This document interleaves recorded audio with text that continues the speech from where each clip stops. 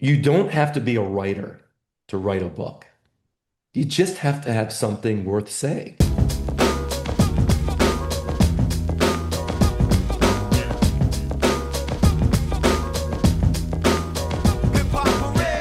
Welcome to Freedom by Design. I'm Jamey Schrier. This is a show for private practice owners and independent thinkers who want to build a business and a life on their own terms. Most of us start a practice to create freedom, and somewhere along the way, it starts running us. This show is about changing that. My guest today helps leaders take that feeling of, I have so many thoughts, and turns it into a clear message that they can actually stand behind in the form of a book. She's a nonfiction ghostwriter and book coach who works with executives and entrepreneurs to shape their ideas into books and thought leadership that builds credibility, strengthens culture, and extends their impact beyond the treatment office. Before she did any of this, she was in finance and project management, which means that she doesn't just help you write, she helps you think clearly and finish what you start. Jamey Dykstra, great to have you here. Thanks so much for having me, Jamie. This is great. Excellent. So today is a little different than the people that have followed me and followed our podcast. You and I had a fantastic conversation a couple weeks ago, and I was like, I think this is something that we need to hear because there's always so much tactical talk and strategy talk and stuff like that. And I feel that, you know, the private practice world, it's all about differentiating yourself from the hospitals, differentiating yourself from the large corporations, and even, your colleagues that have practices. And I believe, all of us have a journey. All of us have a story around that. And what a great way to create an authority in your community, an authority in your profession than writing a book. What prevents someone from doing that? I often find there's two big things that prevent someone from doing that, and they're at opposite ends of the spectrum. So, most often people feel that they don't have a story or they don't have anything special to share. And that's understandable. Like, we've lived our life, right? And so we've accomplished the goals we've set, we've overcome the challenges, and to us, it feels like, well, yeah, we just did the thing that we set out to do, and there's nothing really special about that.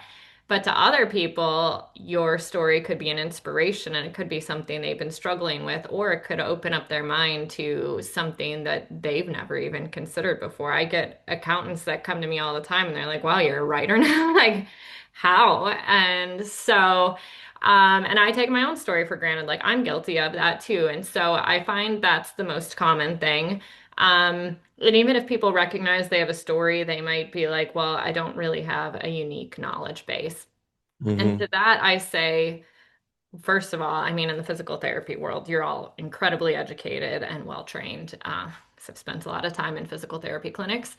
Um, but I would also say that everybody shares their knowledge through a unique lens because of those stories. So the way that you present something, an example that you might give, all of those things might click differently with someone than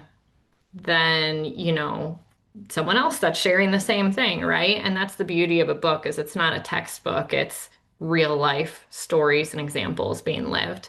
The other end of the spectrum that I've also seen is that some people are like, I have so many things to share and I have so many stories and so many experiences, and I just don't even know where I would start or how I would put that into something cohesive. And so then it's like kind of the opposite of like, okay, let's find your through line of like what your purpose is, who you really want to reach, and then we'll start to strip things away. And it doesn't mean that we're never going to use those things again. It might be a second book, it might be in social media content or articles or whatever the case may be. So that's most often what I find. Yeah, lots of stuff there. For everyone here, I wrote a book, the Practice Freedom Method, and actually, at the time of we're recording this, It's actually 10 years old, and I wrote it, a few years before that. So I actually hired someone like Jamey, and I can tell you from personal experience that the number one resistant point wasn't that I don't have a story to share. It was I don't want to be judged. Jamey, Interesting. how do you address that? Look, especially in the physical therapy, allied health world, we don't like confrontation. We just want to help people. We go to school, we're very intelligent, but putting ourselves out there for ridicule, for judgment. Oh my God, that nothing is more, like scary than that. How do you what do you say to people that share that with you? Yeah.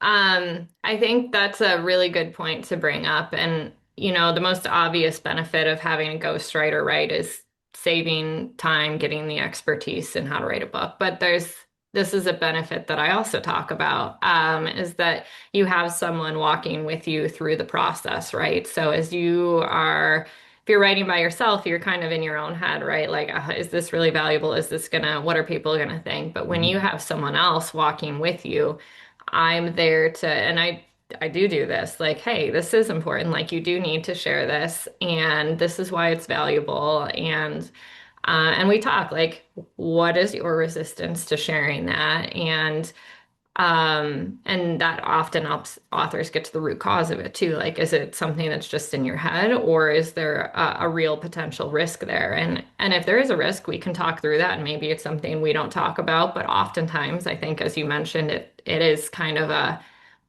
self-doubt, a self-belief thing, and so we can work through that. And it's just kind of putting one step in front of the other. And that's why, even if you don't have a ghostwriter, it's helpful to have a coach or trusted circle or whatever to kind of walk through that with you. I think no matter what, it is something that's scary. It is something that's vulnerable. And that's the point. If you share a book that's not vulnerable, then I think that you're not really accomplishing your goal, and you're not really helping people by not being vulnerable. People see highlight reels all the time on social media. And what they need to see is the struggle that you went through, how you overcame it, and that they can do it as well. And then the other, I mean, this is my personality, right? I'm pragmatic. I think people are going to judge no matter what. So if you show up as your authentic self, and you have a specific audience in mind that you're trying to help, right? And if you serve your audience through your book, then you have accomplished your job and what you're trying to do. So that's kind of my outlook. And I think this audience can relate to that, right? I tore my ACL in high school, spent a lot of time at my physical therapy clinic because I was convinced I was going to come back faster than anybody else. And my physical therapist was more than a physical therapist for me, helping me overcome self-doubts about physical limitations, but just in general, you guys all know it's a mental game just as much as it is physical to come back from that and relearn how to run. And the first time you pivot or cut or do your like functional things again is really scary. And so it's kind of the same in the book writing world. Yeah. Um, yeah, so many great stuff. I know that when I was writing my book, and I didn't have a ghostwriter. I will probably never do that again. And I do have other books in my head. But this one, I was like, I want to put myself through the torture and write it. And this was before, AI, it was before like all of that. And so I wrote like the first few chapters, and the person that was helping guiding me, she was like, that's really good, but nobody cares. And I went, what do you mean? I go, I wrote the book on how I took my business from struggling and overwhelmed and trapped in the business, not making money, almost resenting the patients, resenting my staff, into a business that did not require me day in and day out, and I could really be the visionary and the owner. And everything I wrote was about the tactical strategies of how I did that. Hmm. And she was like, Jamey, that's fine, but people want to know you. They want to know what you went through. And I said, Oh. And then I opened up and I Mhm. shared every horror story, fear, like relationship stuff with my wife. I mean, all of it. And to this day, it's been 10 years. People still comment on the book. They still purchase the book, and all they talk about is that part. They don't talk about any of the strategies and all that stuff. They don't talk about anything. They talk about, I resonate with what you were saying. It's like you were speaking to me. Mhm. And how many times did I want to stop writing that book because of those head trash and fears and doubts and judgments? And now people are like, your book helped me. And I think that's the thing that, you know, many people that don't write a book lose sight of, that this isn't about you. It's about you helping others. And heck, we're in the field of this. You know what I mean? Right, right, exactly. Yeah, no, it's so true. I often say, like, if you're not going to share stories in your book, then it's just a textbook. So, that's all it is. And it's great to teach frameworks, and there's a lot of value in that. But the stories are one, how you build trust with your readers because they get to know you. And then not just your readers, for private practice managers, that's how your clients get to know you and other people in the community and things like that. And it's what makes your teachings resonate because people know why you believe that and how it's come to fruition in your life. And it's really what helps you build that authority and credibility that is such a big part of writing a book and owning a business. So, okay. Let's get into some of the strategic things of why someone should write a book. Why should a practice owner write a book? Um, what are your, and I mentioned a little bit at the beginning, but I want you to kind of go in that more. Like, what does a book do for somebody, honestly, regardless of the industry? But they're an owner, they're a leader. They put this out there, they put their blood, sweat, and tears. They're vulnerable, they share their stories. What does that do for them from your perspective in the community? Yeah, yeah. Um, there's many things. So it's going to be a multi-parted answer. Let's first start with what it's not. And I'm sure that you can relate to this as well. It's not a quick cash grab. So I often tell authors not to write a book, put it on Amazon, and expect to just make a bunch of passive income and do nothing else with it. Like, that's not what's going to happen. The ROI comes from a book in so many other ways. So the one, that we've kind of already covered is authority building and credibility and stuff like that. Um, Lead generation, speaking gigs, more opportunities. So most often people come to me looking for, because I focus in the business and leadership genre, is two things. They want more lead generation for their business, or more speaking opportunities. And so from a lead generation perspective, which for the private practice side of things would be gaining more clients, is that people get to know you through the book, so they understand, they really feel like they know you before they even get there. But then also through the stories you're sharing indirectly, and this is the cool part about a book, like you're not getting out, if it's written well, you're not getting out there and just bragging and being like, look at all the things that I've done, but you're sharing anecdotes from your experiences which show your competence in what you're doing, right? And so Mhm. people get to know you, and then they also get to see, like, hey, this person really knows what they're doing, and they get to know your process and all of these things. So you really get qualified people coming to you before you even talk to them, and they trust you, they know what you're doing, et cetera, et cetera. So that's the great part for lead or client generation. Um, Just kind of staying on that real quick, Jamie, just to kind of give my perspective around that.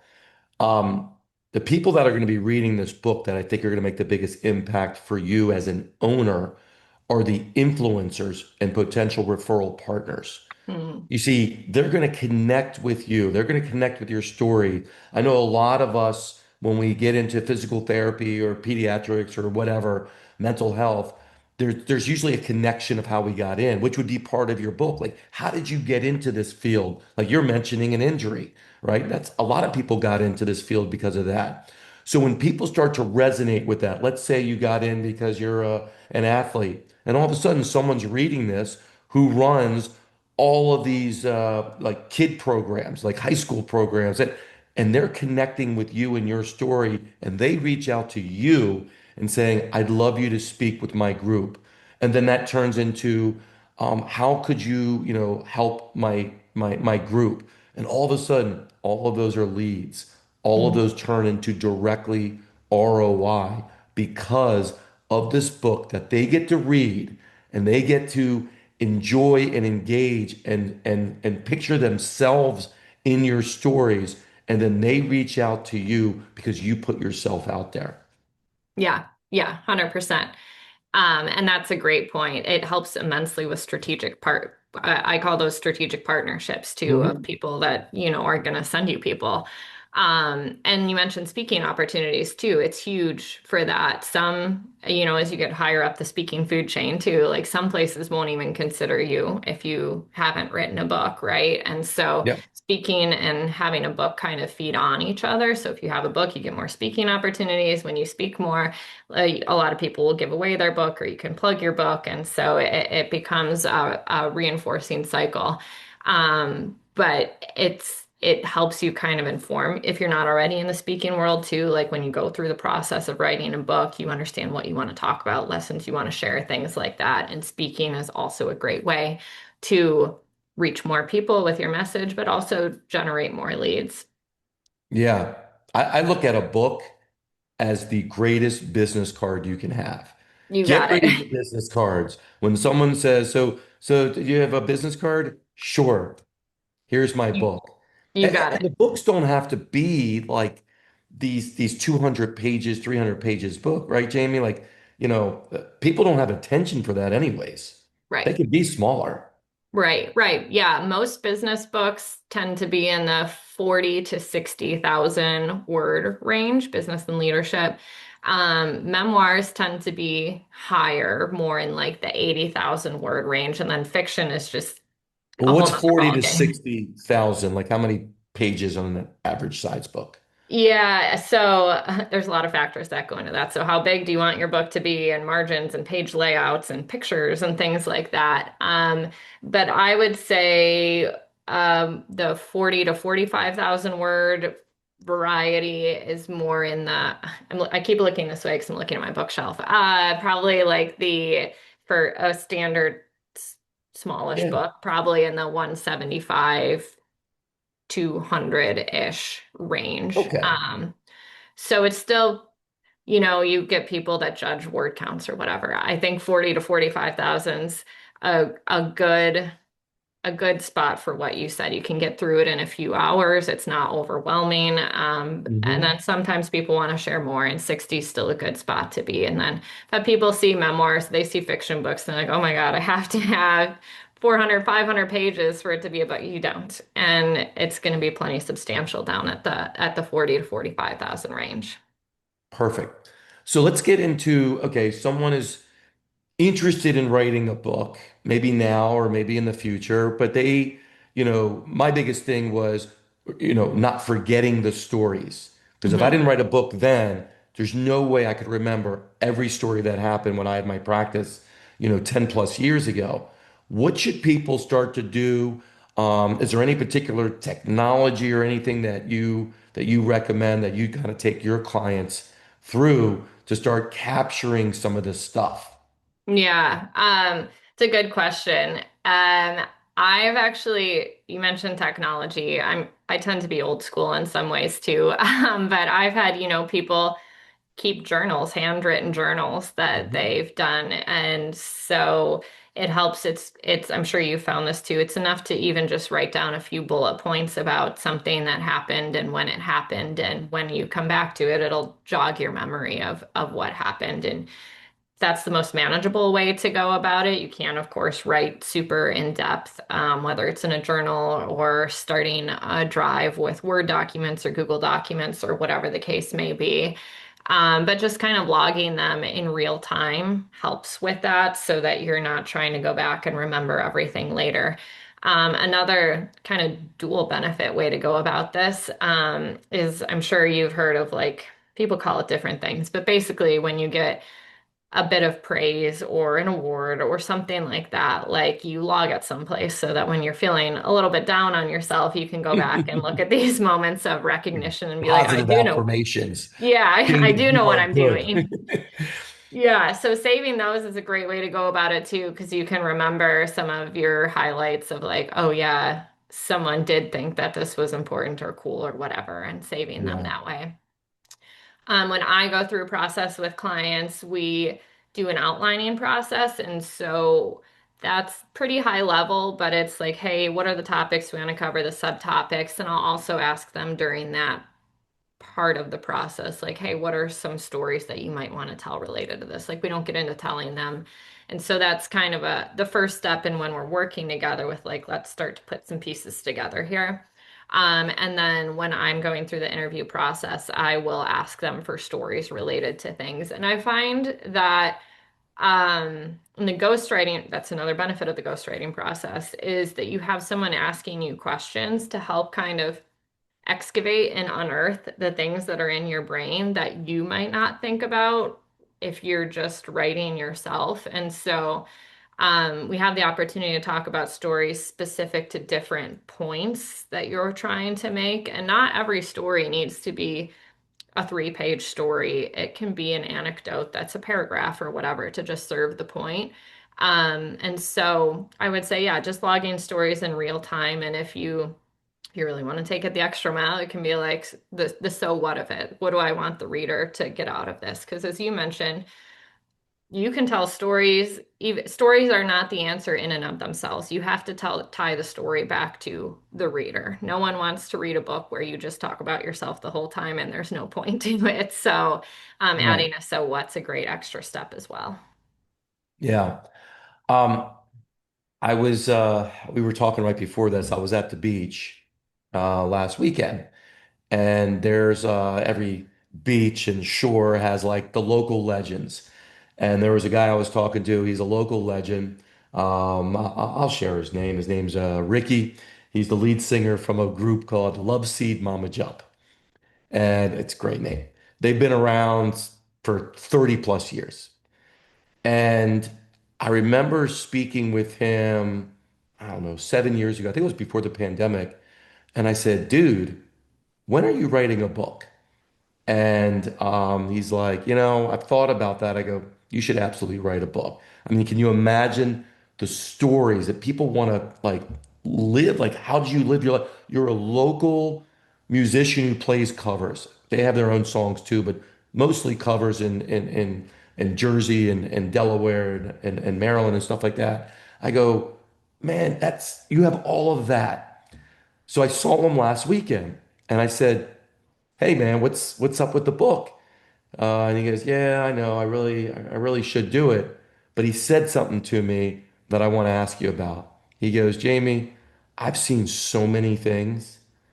I don't feel comfortable bringing up people's names and the things that I have seen. Mm-hmm. And, as a musician, even though he's not world famous, he's famous enough to cross some paths with a lot of different people. If I have a story to share, but it involves someone else, and I don't feel like it's right for me to share that, like I want to, but I don't want to call them out. Like, how do you deal with that type of stuff where you want to be real, you want to be vulnerable, you want to be authentic? You see these books that are out there. One comes to mind, a famous Howard Stern book. Like, he puts it all out there. People hate him, whatever, but they'll never say he's not real and authentic. And that's one of the things people love about him. But we're not Howard Stern. We're not this tell-all people. How do you navigate that? Yeah, that's a great question. And especially in the private practice industry, you can't share client names and things like that. So No, you can't. um there's several ways to go about it. And it's called masking. So the first and easiest change is changing names, right? So don't use someone's real name. Um that's step number one. Step number two, and often this has to go hand in hand with changing the name depending on the situation, is changing the relationship that you have to that person. So, I mean, obviously, for physical therapists or business people or whatever, you can just kind of change the client name because you have a ton of clients. But depending on the story you're telling, you may need to change your relationship to that person because otherwise people are still Right. going to figure it out. Now, sometimes that's easier said than done. Sometimes changing the relationship changes the nature of the story. And so I approach that on a case by case basis with clients because every story is unique. But kind of the rules of thumb: change name, change relationship. You can also change things like locations and venues and things like that so that people that were there can't tie it back to that specific event. So it's really like if you think about, going back to like grade school writing, like the setting, if you change the setting of things, but you keep the integrity of the story in place, and you can even change parts of the story as well to make it more masked, as long as you maintain the integrity of the lesson that you're trying to share. And when I do that in books, you can put like a disclaimer at the beginning to be like, "Hey, I kept this as much as I possibly could to the truth, but also I want to protect the privacy of certain people, and so certain things are changed." And that's fine. People Yeah. people do that. They understand There's a that. lot of books I read that it says this is not their real name, and they say it in the beginning. You Mhm. just want that realness. I mean, that's what's missing in today's world, and it's getting worse and worse with AI and the whole political thing. It's like just a genuine realness. If you're not going to use someone's real, just say, "Hey, there's some things here that I want to protect these people, but I want to share the story and the lesson and the thing that could be beneficial to you." Exactly. Yeah. And everyone appreciates and gets that. Yeah. So, we are great at starting things. Many of us, most of us, are not great at finishing things. Um, there's people listening here that thought about a book, that started it, that maybe is jumping on AI and using AI. Well, first question before that one, let's address the elephant in the room, AI. Mhm. Jamey, I don't need you. I will just share my thoughts in AI, and there's an AI, that app, and it'll write the book for me, and I can Mhm. have it done in 20 minutes. Why do I need to invest in you and all this time to write the book? What say you? So many things to say. So let's start with the fact that It's a many. short show, but do Yeah, the yeah, yeah. We'll keep it brief. We'll yeah, start with kind of the most prime thing is that many people have tried that, and many ghostwriters are seeing the people that have tried that come back to them now and say, "Hey, I tried this and it didn't go so well." So we have evidence that it's not so easy as everybody thinks it is. And actually, from a ghostwriter's perspective, many that I've heard, and my personal belief is it's harder to work from that than just from starting from scratch. But as far why as, is that? Why is that? yeah, people think that when they come with AI already written, that they're 80-90% of the way done. And that's just, they want you to inject humanness or soul or whatever into it. And it's not that easy because we have to work to capture your voice, your experiences, your stories. And so it's easier to do that when we have the blank page instead of trying to rearrange every sentence that you've already written. And for me personally, like once I read something, I get kind of stuck on it. So I'm gonna think about what's on the page already and not start with this fresh mindset of you and where I could take it and questions I need to ask you. It's just easier to start fresh from there.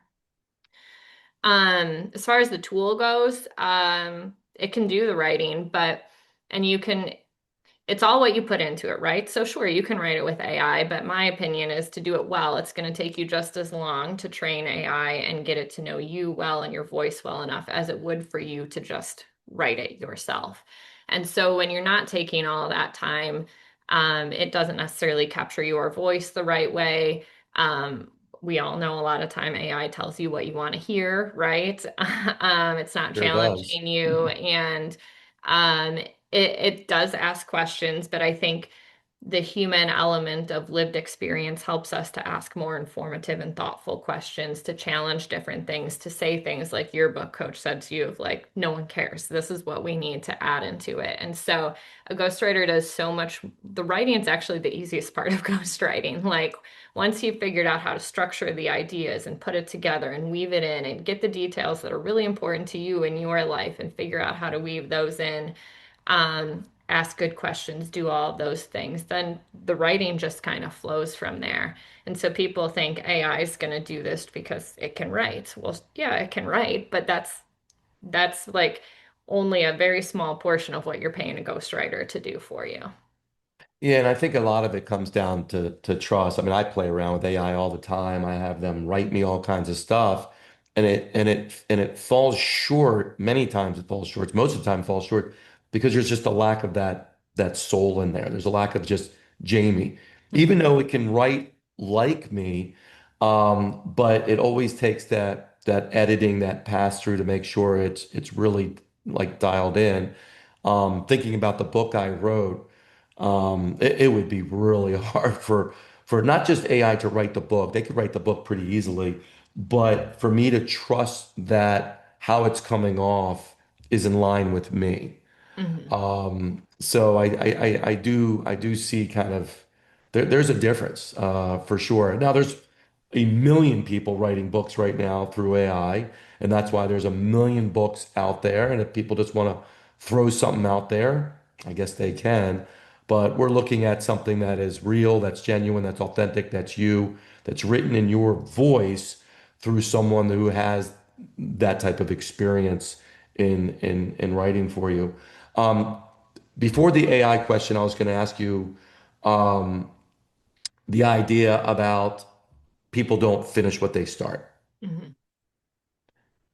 What is your thoughts on that? How do you help someone, encourage someone, give them specific steps to just keep this moving? 'Cause I know with me, everyone said it, Jamey, you're going to start off like gangbusters, and then you're not going to want to do it. Now, Mhm. it took me a year and a half to write my book. The best thing I ever did was block out time consistently, go into a coffee shop, even if I didn't have anything to say, I just sat there. What are some of the things that you share with your clients or advice that you can share around, you know, moving forward and finishing this project? Yeah. Yeah. Well, for my clients, it's easy because I just have to be accountable mostly, right? And then they have to review it. But if you don't have that, then I would say one, what you mentioned is a great start, blocking out time consistently. If you try to find time in your schedule, like people do this with working out, because I'm guilty of doing it, working out too. Like, oh, like if I have like a half-hour time block in between meetings, like I'll do it then, but then something pops up and then you have a fire drill or whatever. So blocking out time to be intentional about writing is really important. And it's not just blocking out any time. If you're really serious about getting your book done, you need to understand how you operate best. So I'm a morning person. I get up 4:30, 4:45, and I write my own writing and other people's writing early. Like I'm logged in by 6-ish, and before everybody else sending me emails and things, like my brain is fresh, notifications are gone. I can get a lot done in that time period. If I try to write at 2 o'clock in the afternoon, like it's almost just pointless for me to sit at the keyboard because it just isn't the same as it is first thing in the morning. Some people love that time of day. Some people are night owls. So it's understanding like how you work and blocking time within, your own personal operating system. The other way is to find a buddy. So, like, you had a book coach, which was probably built in accountability for you. Like, for people that I coach, we have consistent meetings.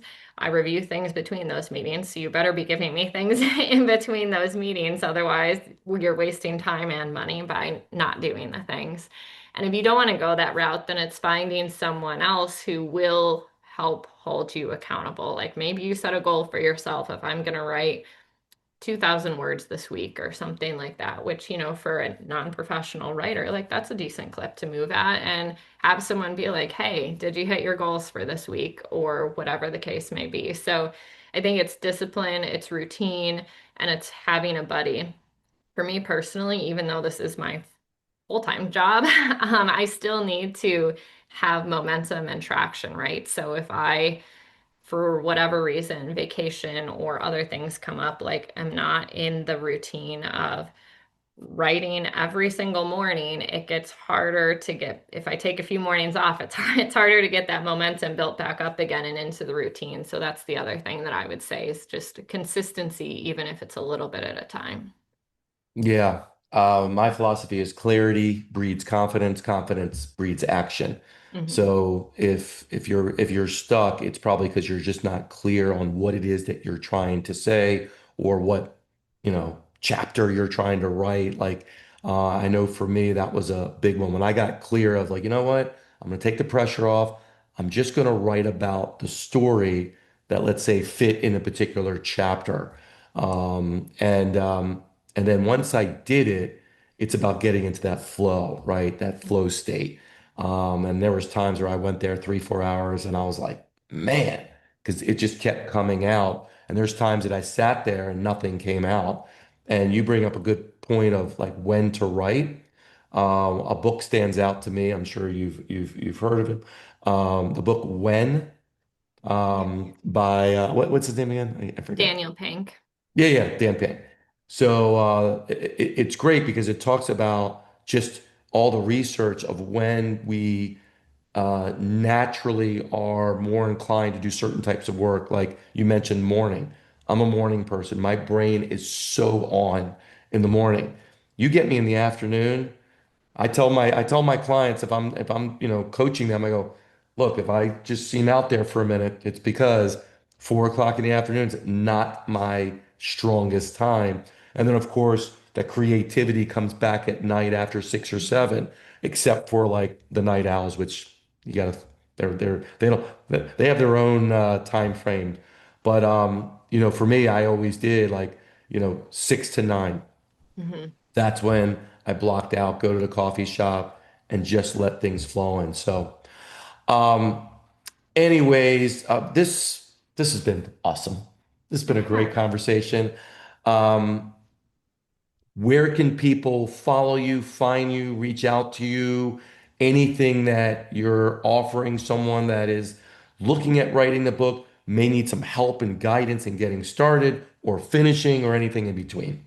Yeah, a few things. So I'm most active on LinkedIn, so you can find me there, Jamey Dykstra. I do have an Instagram, but I don't use it very much. And then my website, jamiedykstra.com, kept it pretty simple.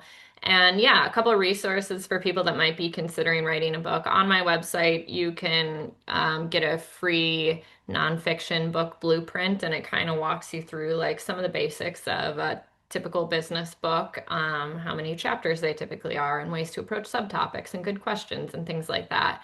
And then if you really want to take it a step further, I offer free book road mapping sessions. It's a 1 hour session, and we kind of talk about what are your intentions for the book? Who do you want to write for?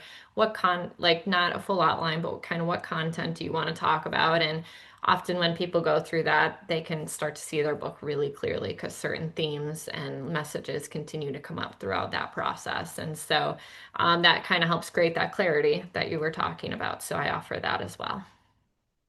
Thank you so much. And if something resonated with you today, don't just listen. Take what Jamie's talking about and do something with it. And if you want more clarity on where you are in your business and what to focus on next, then we have what's called the Practice Growth Assessment. It'll help you better understand what's actually driving your business and what may be holding you back. And if this episode helped you think differently, share it with another practice owner who needs to hear it. Thanks so much for listening. I'm Jamey Schrier, and this is Freedom by Design.